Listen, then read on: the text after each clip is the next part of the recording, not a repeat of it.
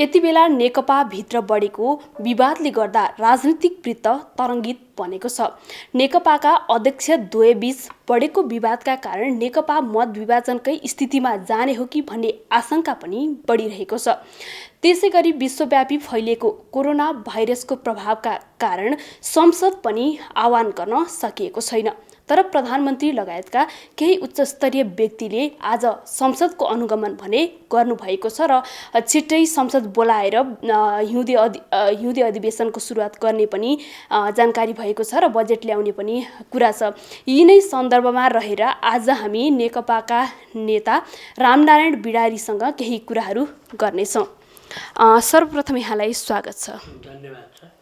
सुरुमा त मैले विवादकै पार्टीभित्रकै अहिले बढ्दो विवादलाई नै लिएर कुरा गर्न चाहेँ। खासमा अहिले नेकपाभित्र बढेको विवाद के हो, के कारणले यसरी विवाद बढेको छ र मत विभाजनमै जाला कि भन्ने, अझ पार्टी नै फुट्ला कि भन्ने पनि आशंकाहरू के कारणले यसरी बढिरहेका छन्?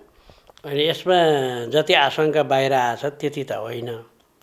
प्रधानमन्त्री र पार्टीको बिचमा तालमेल नभएको अथवा प्रधानमन्त्रीले गर्ने कामहरू पार्टीको नीति अनुरूप, पार्टीको निर्णयअनुसार भएको छैन भन्ने पार्टीका वरिष्ठ नेताहरू र अर्को पार्टीको चाहिँ अध्यक्ष प्रचण्ड सहितको धारणा छ। प्रधानमन्त्रीले आफूलाई काम गर्न असजिलो भइराखेको छ भनिराख्नु भएको छ। त्यसो भएको हुनाले यो नेकपा अन्तर्गतको सरकार हो। नेकपाको निर्णयअनुसार सरकार चल्छ।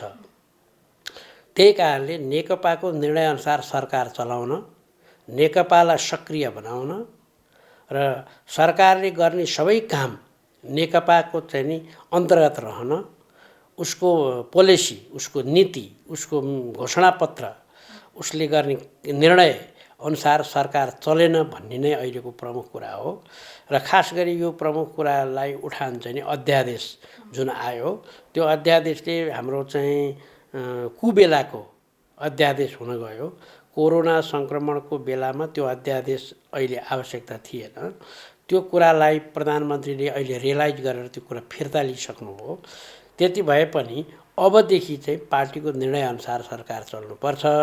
किनभने संसदीय प्रणाली दलगत प्रणाली, पार्टीगत प्रणाली हो। त्यसकारणले पार्टीभन्दा बाहेक छुट्टै चाहिँ रूपमा सरकार चल्न सक्दैन भन्ने नै अहिले नेकपाको मुख्य कुरा हो। त्यही कारणले नेकपाको आजै बैठक बस्दैछ सचिवालयको।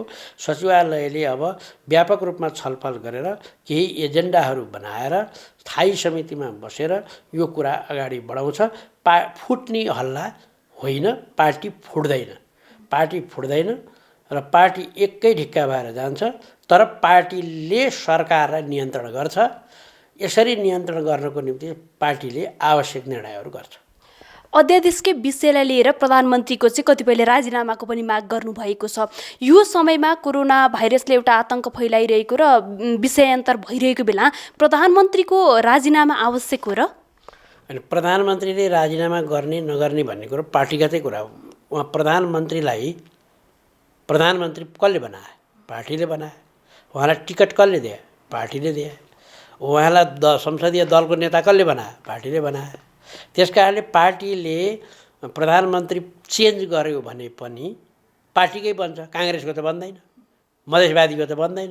त्यसकारणले नेकपाका नेताहरू प्रधानमन्त्री हुन्छन्। तर अहिले नेकपाले मैले सुनेअनुसार अहिले अब ठ्याक्कै चाहिँ नि त्यो हैसियतमा त म छैन। अहिले अध्यक्ष वा प्रधानमन्त्री मध्ये एउटा चाहिँ केपी शर्मा ओलीले छाड्नुपर्ने। त्यसो भयो भने नै ब्यालेन्स हुन्छ। पार्टीको अध्यक्ष पनि आफै, प्रधानमन्त्री पनि आफै हुँदाखेरि पार्टीको चाहिँ नि ग्रिप रहन सकेन भन्ने कुरा चाहिँ नि छ। र एक थरीले अलि स्ट्रिम पनि भन्नुभएको छ। ओलीजीले दुवै पद छाड्नुपर्छ। किनभने अहिले उहाँ शारीरिक रूपमा पनि बिरामी हुनुहुन्छ। त्यसो भएको हुनाले उहाँले 2-2.5 वर्ष चलाइ पनि हाल्नुभयो। त्यसकारणले प्रधानमन्त्री पनि अध्यक्ष पनि उहाँले छाड्नुपर्छ भन्ने तर्क पनि आएको छ। यो सबै तर्क वितर्कका कुरा अब स्थायी समितिको बैठकले आजको चाहिँ नि सचिवालयको बैठकले टुङ्गो लगाउँछ।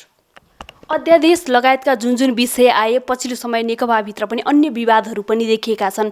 यो सबैको परिणाम चाहिँ नेकपाभित्रका दुई अध्यक्ष बीच बढेको विवाद र दूरीको नतिजा हो। त्यसमा यसो छ, अध्यादेश जारी गर्दाखेरि पार्टीका प्रमुख नेताहरूसँग प्रधानमन्त्रीले छलफल नगर्नु भयो भए त्यो गल्ती हो। पार्टीको दिनदिनै काममा पार्टीले हस्तक्षेप गर्नु हुँदैन, सरकारको दिनदिनैको काममा पार्टीले हस्तक्षेप गर्नु हुँदैन। तर दूरगामी कुरा, कानुन बनाउने कुरा, अध्यादेश जारी गर्ने कुरा, दूरगामी पोलिसी बनाउने कुरा त पार्टीलाई सल्लाह नगरी या पार्टीको निर्णय नभई गर्नु हुँदैन। त्यही कारणले उहाँ ब्याक हुनुभयो, त्यही कारणले प्रधानमन्त्री ब्याक हुनुभयो। त्यस कारणले दुईटा अध्यक्षको बिचको विवाद होइन, यो पनि फेरि चाहिँ नि गलत हुन जान्छ। पार्टी र सरकारको काम कारबाहीको बारेको यो चाहिँ बहस हो। पार्टीले लिएको नीति अन्तर्गत, पार्टीले लिएको निर्णय अनुसार प्रधानमन्त्री वा सरकार चल्नुपर्छ। यदि चल्यो भने पार्टीलाई कमान्ड गर्ने मान्छेले पार्टी कमान्ड गर्छ, सरकार कमान्ड गर्नेले सरकार कमान्ड गर्छ। यही हो कुरा।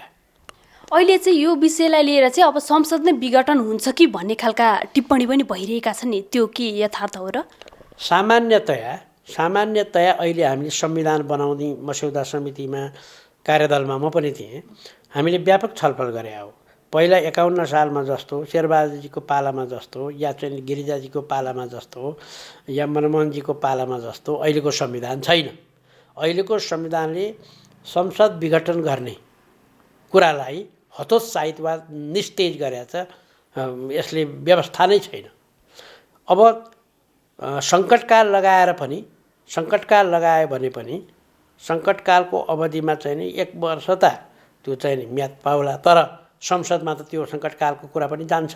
त्यसकारण अहिले संसद विघटन गर्ने संवैधानिक प्रावधान पनि छैन र प्रधानमन्त्रीले त्यसो गर्दा नि गर्नुहुन्न। किनकि अहिलेको प्रधानमन्त्री अहिलेको व्यवस्थालाई असफल पार्ने, बहुमतको चाहिँ नि पार्टीको सरकारलाई असफल पार्ने काम न प्रधानमन्त्रीले गर्नुहुन्छ न पार्टीले गर्छ। त्यस कारणले प्रधानमन्त्री फेरिन सक्नुहुन्छ, पार्टीको अध्यक्ष चाहिँ फेरिन सक्छ, तर संसद विघटन हुने, पार्टीको सरकार नहुने, उलट पुलट हुने यस्तो हुन सक्दैन र पार्टी विभाजन हुने कुरा हुन सक्दैन, गर्दैन, हुँदैन। यही विषयलाई लिएर यहाँले पनि अस्ति भर्खर जानकारी पाउनुभयो होला। प्रधानमन्त्रीले चाहिँ प्रधान न्यायाधीशलाई चाहिँ कसैलाई सूचना नदिकन सोमबार बेलुका पख चाहिँ भेट्नुभयो भन्ने खालको कुरा छ। यो चाहिँ कतिको उचित हो? कसैलाई जानकारी नदिकन यसरी के कामका लागि चाहिँ उहाँले यसरी भेटवार्ता गर्नुभएको छ? यहाँहरूलाई के जानकारी छ त्यो विषयमा? मैले पनि सुने, मलाई अरू मिडियाले पनि सोधेको थियो।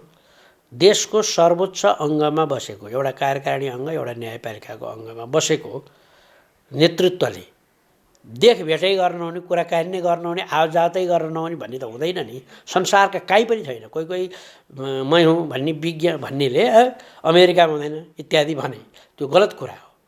अमेरिकामा त कुनै न्यायाधीशले कुनै मुद्दा उसलाई तोकिएको हुन्छ, यो त फलान न्यायाधीशले हेर्ने भनेर।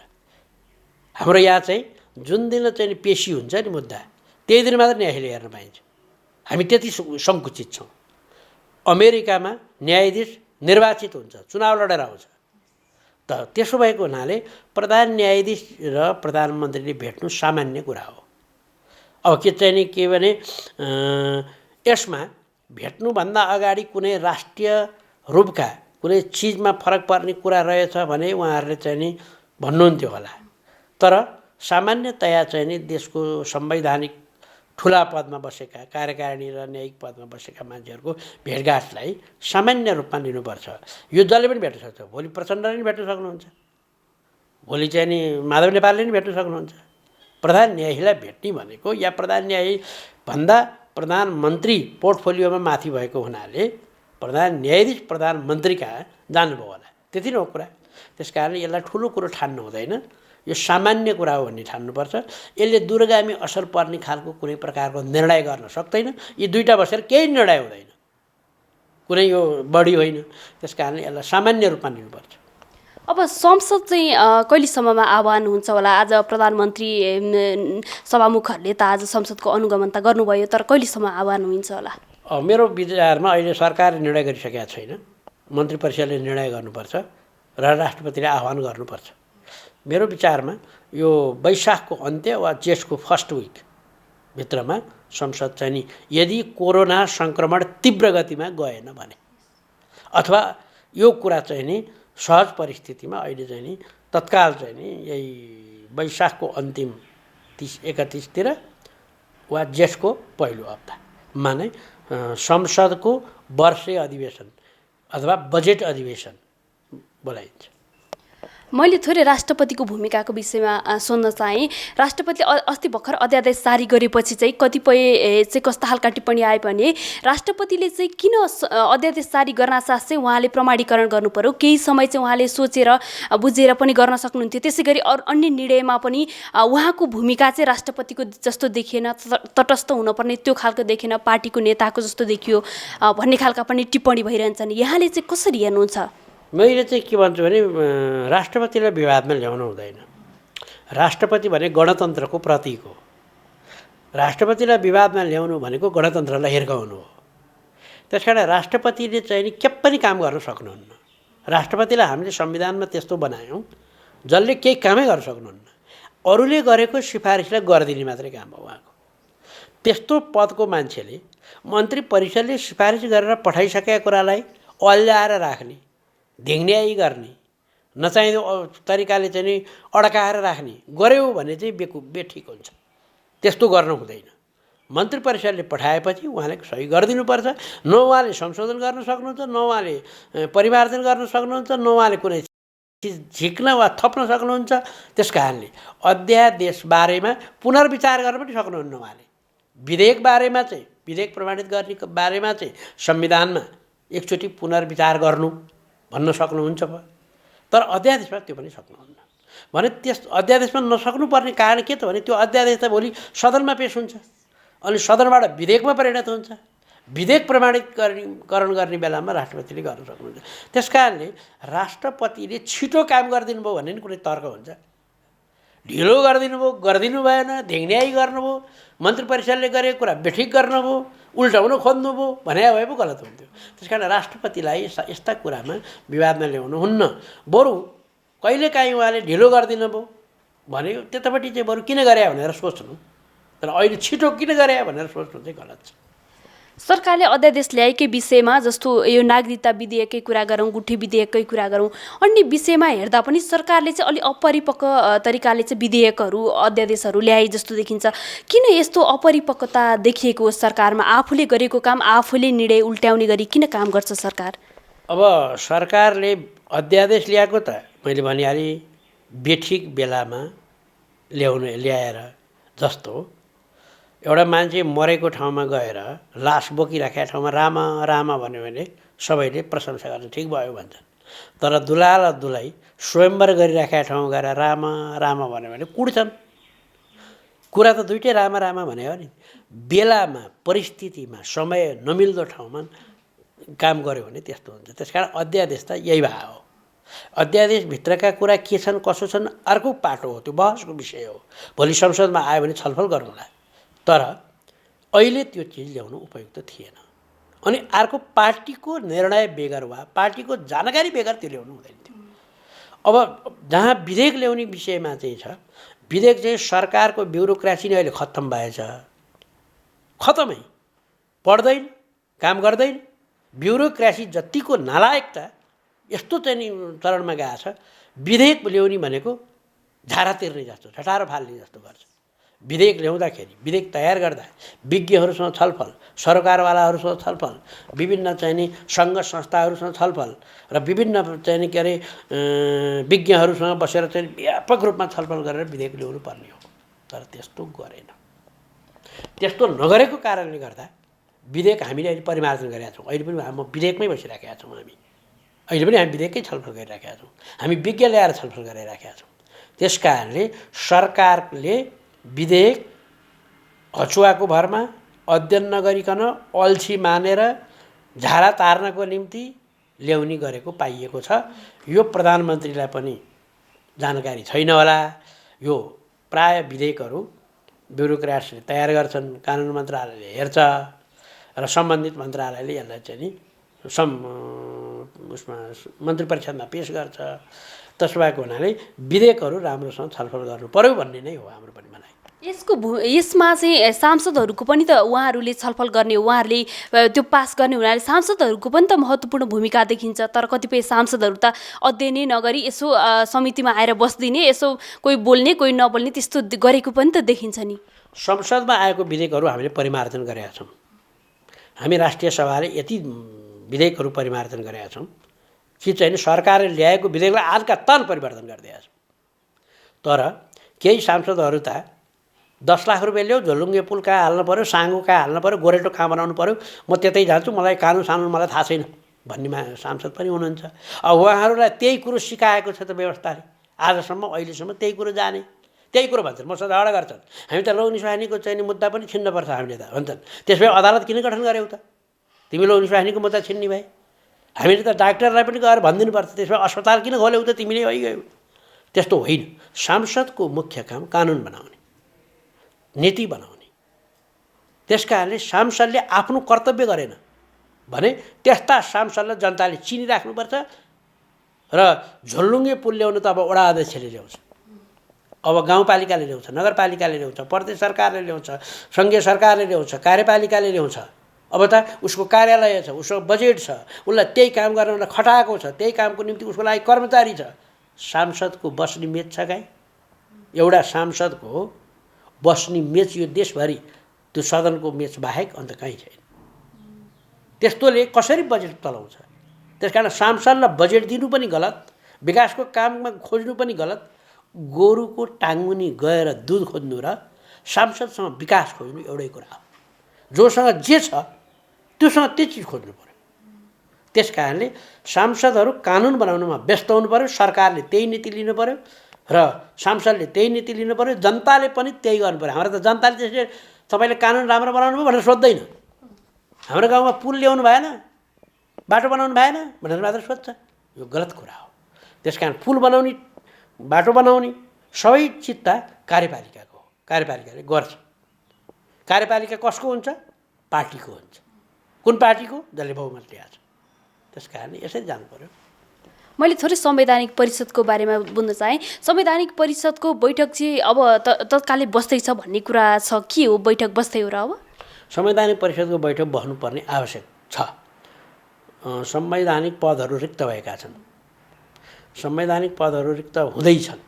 जस्तो अब अख्तियारको हुँदैछ, त्यस्तै चाहिँ मानवाधिकार आयोग हुँदैछ, त्यस्तै अब मधेसी आयोग, मुस्लिम आयोग लगायतका समावेशी आयोग, विभिन्न आयोगहरू पद रिक्त छ। त्यस कारणले संवैधानिक परिषदको बैठक चाँडै बस्नुपर्छ। जम्मा 6 जना सदस्य हुन्छन्। विपक्षी दलको नेता त्यहाँ नाउनी गर्नुहुन्न, उहाँ आइदिनु पर्यो। आएर आफ्नो अडान राम्रोसँग जनताले बुझ्ने गरी राखिदिनु पर्यो। अब अन्त्यमा के भन्न चाहनुहुन्छ?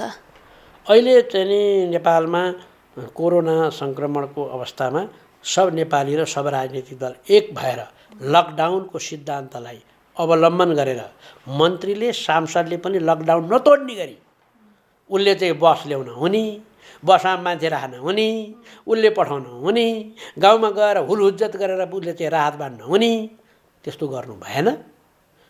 राहत दिनु पर्यो श्रमिकलाई, तर कसरी दिने? एउटा श्रमिक कसरी बोलाउने? कसले बाँड्ने? मन्त्री किन जानु पर्यो? सांसद किन जानु पर्यो? त्यो बेकुफ भएर त्यहाँ, त्यो त बेकुफ भएर जाने हो। त्यहाँ राहत बाँड्ने वडा सदस्यले, गाउँपालिका नगरपालिकाले, बजेट सरकारको खोजिदिने चाहिँ बरु विभिन्न मान्छेले खोज्दै हुन्छ। म धेरै पैसा भएकाले दिए पनि हुन्छ। त्यसो भएको हुनाले यति कुरा चाहिँ म सबैलाई अनुरोध गर्छु, लकडाउनमा बसेर रोगलाई नियन्त्रण गरेर आफू पनि बाँचेर अरूलाई पनि बचाएर काम गर्नु पर्यो। धन्यवाद।